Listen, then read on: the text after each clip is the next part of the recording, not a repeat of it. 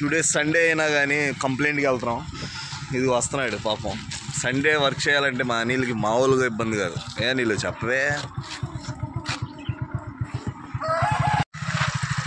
Anil అమ్మంగా తిప్పరాడు. అట్టయిద్ది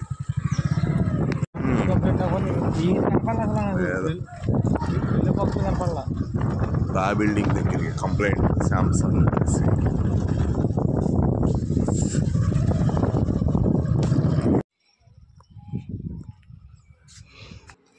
AC వచ్చేసి Samsung AC outdoor compressor of అయిపోతుంది. ఇది సర్వీస్ కంప్లైంట్ అని చెప్తే మేము వచ్చాము. అయితే ఇది మేము సర్వీస్ కూడా చేసాము. తర్వాత ఏంటంటే ఇది సర్వీస్ చేసిన తర్వాత కంప్రెషర్ 3 minutesకి ఆఫ్ అయిపోతుంది, ఆన్ అయ్యి.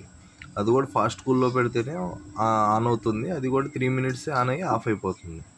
తర్వాత చెక్ చేస్తే ఇది వచ్చేసి పీసీబీ ప్రాబ్లం.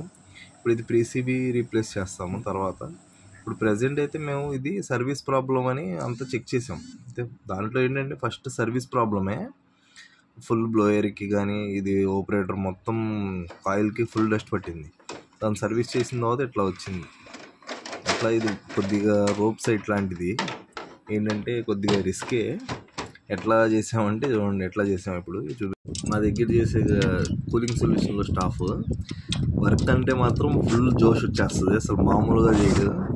ఇట్లాంటి సైట్ అయినా చేసేద్దాం అన్నా అంటాడు. అసలు మామూలుగా చేయడు. అసలు పట్టుదల అంటే ఎట్లా ఉంటుంది మనోడిది. చేస్తూ ఉంటాడు. అసలు ఎట్లా అంటే స్టార్టింగ్లో మనం పీసీబీ ప్రాబ్లం అనుకున్నాం కదా. అయితే అది ఆ పీసీబీస్ తీసుకెళ్తున్నాం రిపేర్ చేయించడానికి.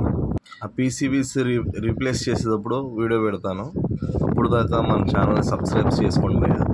ఏదన్నా కంప్లైంట్ ఉంటే డిస్ప్లే మీద నెంబర్ ఇస్తాను. ఆ నెంబర్ కాల్ చేసి మీ కంప్లైంట్ మా ద్వారా సాల్వ్ చేసుకోండి. Okay, thank you, bye.